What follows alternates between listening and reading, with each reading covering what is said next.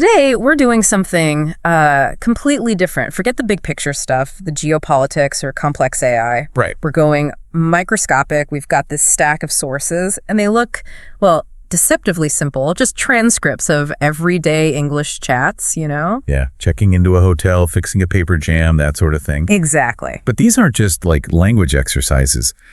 Our mission today is to treat them like actual blueprints. Engineering specs, almost. Blueprints for daily life. Pretty much. They show exactly how clear structure and crucially specific details help us navigate common situations, how we get things done efficiently, or sometimes how things fall apart. Okay, I like that. Blueprints. So we're going to dissect this architecture of successful communication. First, how we get what we need, the transactional stuff. Then pivot to when things go wrong, handling errors. And exceptions, yeah. And finally, look at the social layer, where jobs, hobbies, just connection kind of bubbles up from these simple talks. Okay, so looking at these successful transactions, the speed, the efficiency, it's really striking, and it seems to always come down to specifics, doesn't it? Absolutely. Take that hotel breakfast chat. It's not just what's for breakfast. No, it's way more granular. Exactly. It's an inventory check, really. Yeah. Designed to just kill ambiguity right away. Is it buffet? Okay. Then what kind of yogurt? Plain or fruit? Eggs. Boiled or scrambled? And the time limit. Until 10 a.m., clear constraint. Right. That level of detail up front, it probably avoids what? 3 or 4 follow-up questions instantly? Yeah. Super efficient. And you see the same thing when you need a service, like that taxi request for Grand Central. It's a perfect little case study in getting the essential details across. It really is. To make sure that 10 o'clock train isn't missed, the clerk needs, well, 4 non-negotiable bits of info. Destination, obviously. Urgency, ASAP. Then luggage, 1 big suitcase, a backpack. Yeah. Can't forget that. And how they're paying.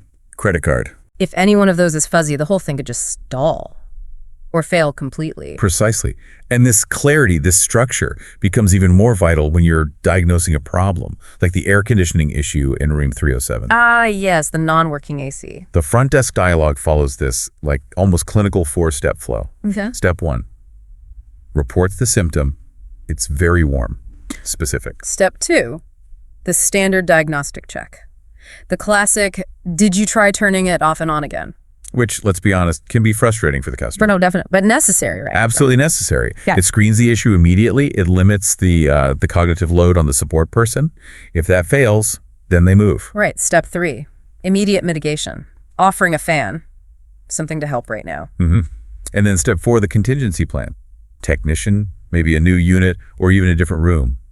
It's that rapid, structured triage that really minimizes the guest's frustration. That makes sense. And even for something like lost luggage, Paul Martin situation, it's the specific description that saves the day. It's not just a black suitcase. That's hopeless. No, it's small black suitcase with a small yellow tag. That tiny detail. That's the key. It lets them track it immediately, schedule the delivery to the Hotel Sun for the next day, and then notice the shift. Yeah, the agent immediately pivots, solves the immediate discomfort, the need for a toothbrush by pointing him to a shop nearby. That's like functional empathy in action. You got it. And we see that same kind of functional expertise, that embedded knowledge, in the farmer's market chat. Oh, right. The potatoes. Yeah, it starts as a simple purchase, but then it shifts. The customer mentions potato salad. And the seller instantly has advice. Recommends the small, waxy ones. Why? Because, and this is the key quote, they stay firm when you cook them. That little nugget of specialized knowledge right there in a simple transaction, it just elevates the whole thing. Okay, so we've looked at the architecture of success, getting things done smoothly, but, well, life happens. What about when that architecture fails, when things go wrong? Right. This is where the sources shift to, let's call it, crisis communication. Handling the errors, the exceptions, the unexpected stuff. If the first part was about being proactive with clarity, then this part is all about reactive precision, getting right after it's gone wrong. And financial errors. They seem to be the most common type of transactional fix needed. Yeah, we saw a couple of different ones. 2 distinct types, both resolved pretty efficiently, actually. First, the restaurant check mistake. That seems straightforward. Double charge for schnitzel and coffee. Yep. Customer spots it, points out the exact items, waiter confirms, immediately calculates the deduction $14 and gets to the right total. $25. Clean. It's based on inventory, really. But the other one, the change error at the register, that felt well, more mentally demanding. Oh, absolutely. For both people involved. Yeah. The customer got $5.50 back from a $20, Right. but they were owed $7.50. Simple enough so far. But then there's the bag fee, 10 cents. Exactly. So the customer has to juggle the initial error and the bag fee in their head, and then articulate that calculation clearly. I should get $7.40 back. Wow. It really makes you appreciate the mental gymnastics involved in just, correcting a $2 error with a 10-cent complication. Communicating that precisely is tricky. It really is. Now, moving beyond money, that dialogue about the milk allergy that showed a really high level of proactive service recovery. Yeah, the hotel staff didn't just say, okay, they were thorough. Extremely. Confirming all the restrictions, no butter, no cheese, no yogurt, no cow's milk. Exhaustive. Only then did they offer specific, safe alternatives. Milk-free bread, almond milk for tea. And the crucial bit was the follow-through. Telling the kitchen, making sure it was covered for the rest of the guest stay. 3 nights. Right. That moves way beyond just a transactional apology. It's about ongoing care, like a structural fix in their communication flow. That's good service. Definitely. And we also see recovery when the hotel itself messes up, like with Thomas Meyer's booking. It just wasn't there. Yeah, that's a bad start to a stay. It is. But the staff handles it well. They admit the mistake, apologize sincerely, but then they pair that apology with something tangible to keep the customer happy. The compensation. Free breakfast and honoring the original lower rate $80 a night, even for the better Lakeview room.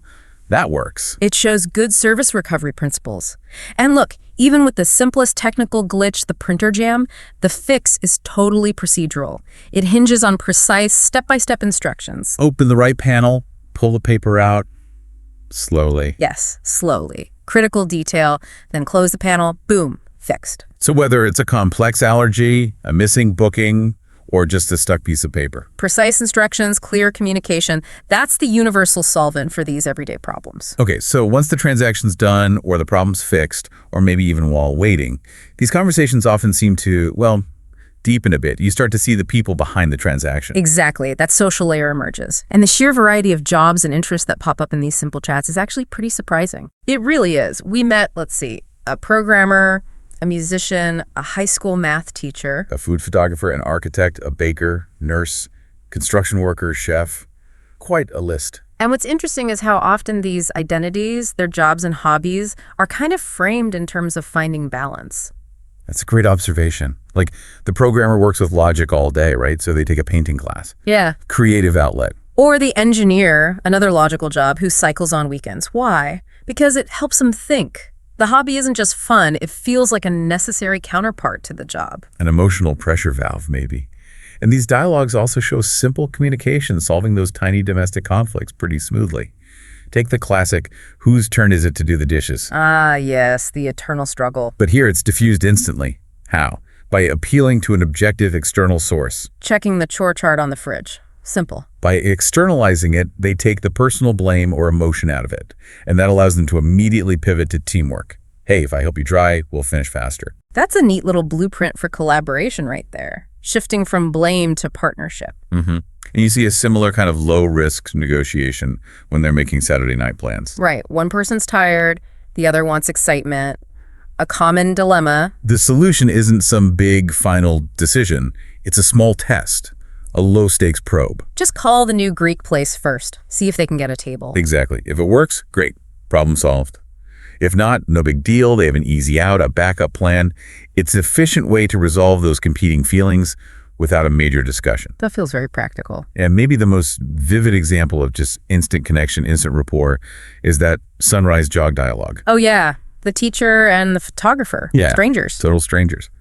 But they connect immediately over really specific shared details.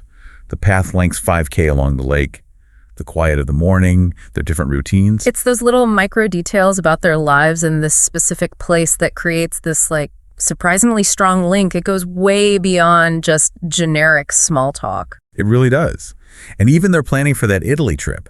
It's interesting because they decide not to plan rigidly. Right. They focus on the feeling, exploration, good pasta, relaxing. They're communicating a shared emotional goal, spontaneity, rather than ticking off a logistical checklist. It's a different kind of communication objective. #tag outro.